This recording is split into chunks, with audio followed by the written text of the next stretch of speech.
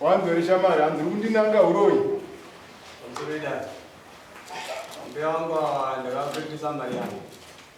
Asi mukubvunza mari yangu pane zuva ndakangwawa. Inzwa tanga wapindura hanzi kundinanga uroi. Tamba nguva yekutaura. Ndinobvuma mhosva yangu. Mazoera anga ari kubvuma kuti shuwa ndikamunanga uroi. Inini muzukuru wangu pane pabasa paushandwa nasekuru wake pamai pamba pedu ipapo. Saka pane vanhu vaishanda ipapo.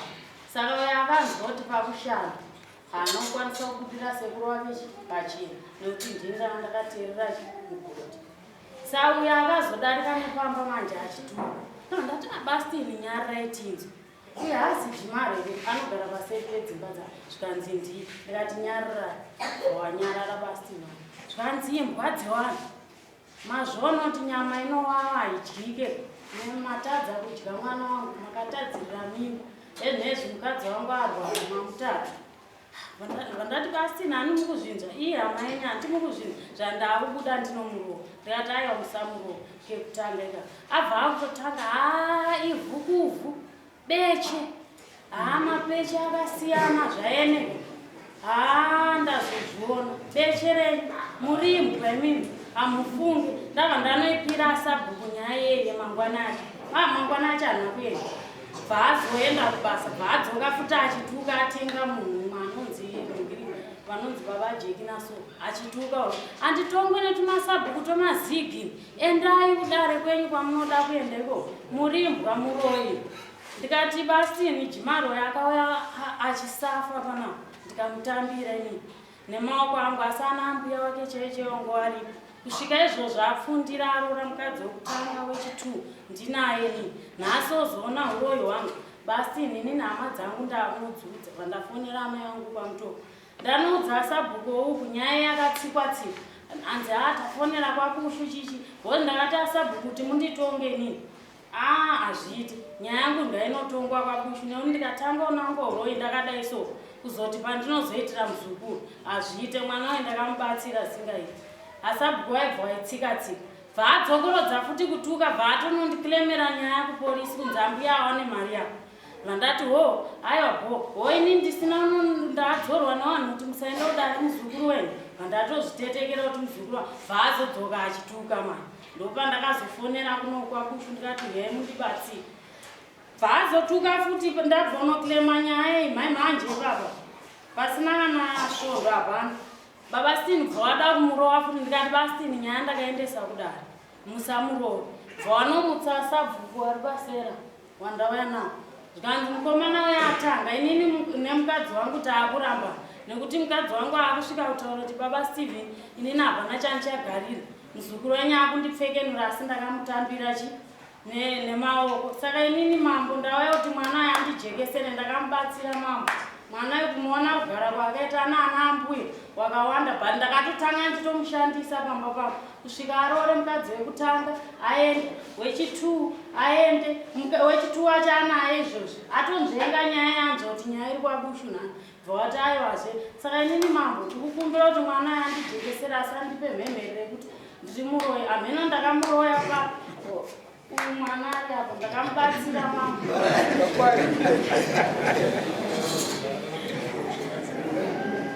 Right. Eyo Shamaria. Nyaya yautaurwa nambuya wako. Iwewe mazivira ako akamira sei? Mbuya wangu ndakapetisa mari yangu. Ndikona kuita 1060. Mbuya wangu vachitanga kuya first time kunopetisa mari yangu. Vakandaura kuti muzukuru. Mboma ndakapinda kunogadzira maini. Vatiti mari. Ndakabuditsira 200. Ndakabuditsira 200. Ndobva vaenda kwamutoko mushako wavo ndizoti vaendera izvozvo vaini nyepe. Ndobva wadzoka kechi2. Apo vati muzukuru. Zvandaida kuita zvakararama.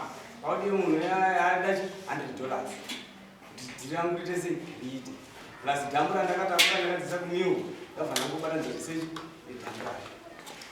Ndakati ambuya, ndinogadzira madhiri emari. Ndikupei mari.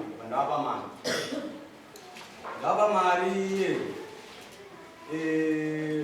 ndamburavo rakangwadzikisa kumiurere ndanga rimiwo pakuti kumaini vaifambira asingazobvunze kuti zvufu vavamuna zvavamira sei pasina time pane munhu avakanga ane chikwereti naye anonzi Mashi avangoendesana naye kukoti vanga vakasendana nanye kuti vakanonoka kumupa mari yake vanobatirwa mota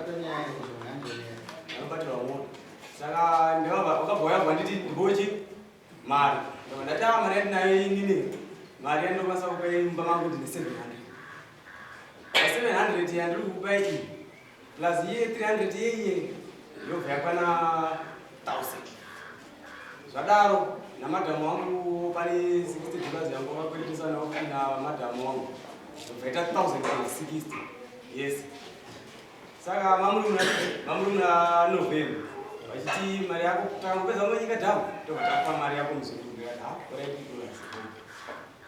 December akwara dhamu wabvaita nonyika ukazvavamira sei apo atoya muzurura masembo zindaya ndatona masembo ato right abo dhamu wanyika kokazivai rapera munyikiro havana kutaura tapedza nambomira kwemazuva ndofana zonobvunza kwangu yazvamira sei zvikanzi nakokazi zukuru chamadhambu rakapona hatina mari asi zvatokwanisa kuita takataura nacleva takataura naye kuti chambambo chambobatisa mota achambotikuritisa 2000 sezvo mari sezvo takabhondewa nedhamu saka pa 2000 iyoyo mzukuru ndo pane chakudzirochi nombobatisa 1000 ipapo ndatamboyachi kanaka ndagara madhezi avakataura bhasvika asvika madhezi avakataura ndabva ndaenda ambuya kunobvunza ambuya zvamira sei ambuya obva nditaurawo mashoko avakataura akati shamwari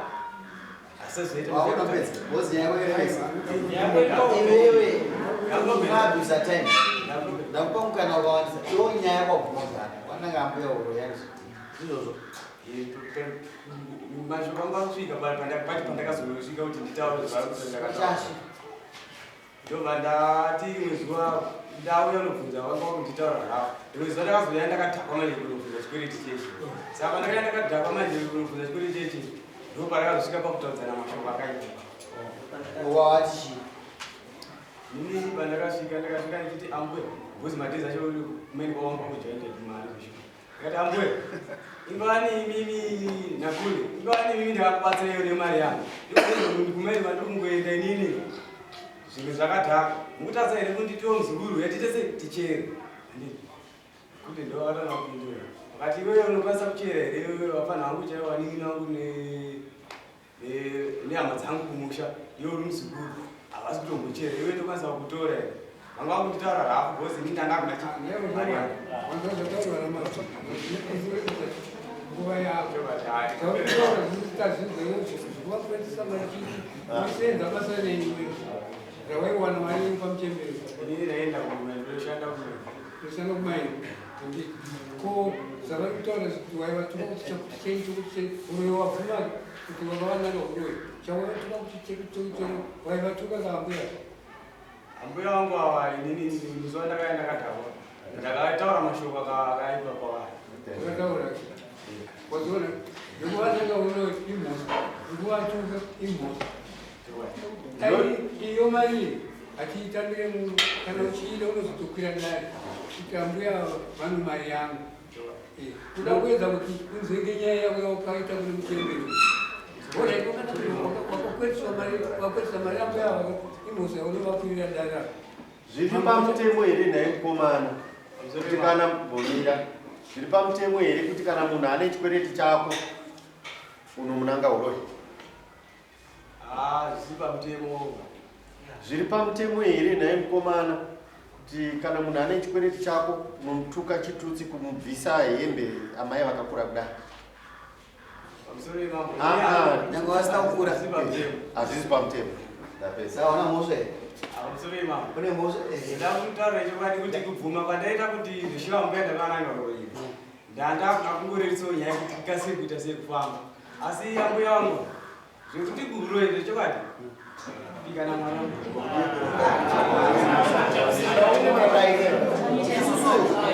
Darerire rakata mashokutano. Uroi wavhuma. Kundanda kadhakwa. Naye ukumana uchaire. Unomwa here. Ukamwa unotutuka. Ndakambogonyera zvose. Esanda kuchachi. Kuti wawausa kukanganisi kuchachi nokuti vanonwa vanofamba navo vantutuka. Asi chivatadzira. Ndoda kuti usumuka murumengurwa. Usumuka chamubuda panzi. Webudai. Wanenge budai kabanzi. Nakuramba. Asanga mo. Into kuchachi. Murukudeya mo. Hayi mambo ndakatobatikana. Apana. Mama ndoda kuvumesheti. Mawena mudzimai. Ashamwari wei. Asabu wei. Ndo asabu waitsikira nyaya. Aiwa hasi. Awa ndo vandakazonodza kekutanga kuti beimudzi arova futi kungwe pasina kuti akatuka kuti mama. Alright. Isusu zvinomboti tsika yekutuka chachaiyo. Ndinochita rinokanganisa munhu handindozvo. Mufana wangu akutuka nisire mbudzi mbiri dzake. Kupa uroi nembani. Kumukoma kuti mushoro. Kosa. Mukanaka munhu uroi. Uzogona aswe kwamunhu kupoto. Munobhadhara kosa. Auzi mombe nembudzi. Andozve. Sabuka sizve. Ichokwadi. Mombe nembudzi. Amai ndokupa mombe nembudzi uzukuru wenyewe. Amuzukuru wangu. Mambo nezvakandituka mwana uyu nezvako. Toda kuburitsa kudai Mauya amai. yes Kucherurwa mauya kudai. pano zvese kuisire mombe nembudzi zvese kutuka nokuita sei kuisire mombe nembudzi zvinobhadhara musi watuka mazuva amai nakumbira rudege pambuya isakazokaenanisa ende mufa utoguma ambuya Pamusoro imamo. Inini ndinotaura mwana uyu angazvitendere pana mambo kuti akukumbira ruregero zvake. Mwana uyu ane vanhu vakutomuudza zvekuita zvekuti baba wasekuru wake wazosvika mamweziro kumuudza kuti Jimarozi wako wakafa. Jimaro iwewe kuti uya munomo wakaunda inini. Saka iwewe zvaukuita izvi ukuita zvekufurirwa kana vanhu ivavo vapedza uchazonditsvaka. Ameno kana amai asekuru aya wanje asina ruzivo zvodzi amai mwana wanzvadzi yamai vangu. saka ase imimi kana mai kudari kuno toda musaite mwoyo wakaoma stere zvosi amatsvaga dare kuti uya nani sei zvosi amawaina sabo ani mazvinzwisa kuti asetiri zvibasa rakaitwa zvepamutemo isusu toda tikubhatira mombe nembudzi ausvika zvimaka momuregerera Kazienda aende unotuka futi. Akangotuka mchubuda. Munongofona kuti mupisa upo kutengesa munhu. mazvinhu amai Saregerera nokuti muito mombe dzakawanda. chimuregerera yanini mazuva nataura chikumbira regerero pambira gogo tigara pasati nagogo nogara pasati pagogo nogara pasati pagogo gogo wako ka Ndamuendete bhosi kuti unasa kupekesa mhando dzati ndambuya. ndamuya gogo gogo tarisai kuno tarisai muzukuru wenyu gogo Akwanise mama. akwanisa saa chichaigai kumba anodzoka musi wacho chimbomira kuisa mombe nembudzi tinokuti vanhu vadzidze mweya kana matsvaga dare basa redare ndokuti vanhu vawirirani handizvozvo saka gogo kana mune mweya wakaoma dare reradi kuti rambe murambe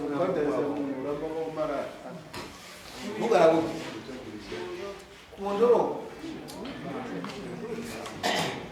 ashamwari indai panze kuti ana asaura weimozodzoka jimaro gara zvakwa toda vanhu vanodzidza mwoyo kuregerera tinoisa mombe nembudzi hunge varegerera hautambire zvinhu zvomunhu wausi kuda waunoda kuregerera zvinoveve enda mutaurana pansi chimanogara ipapo waona muromo wakaipa unopa kuti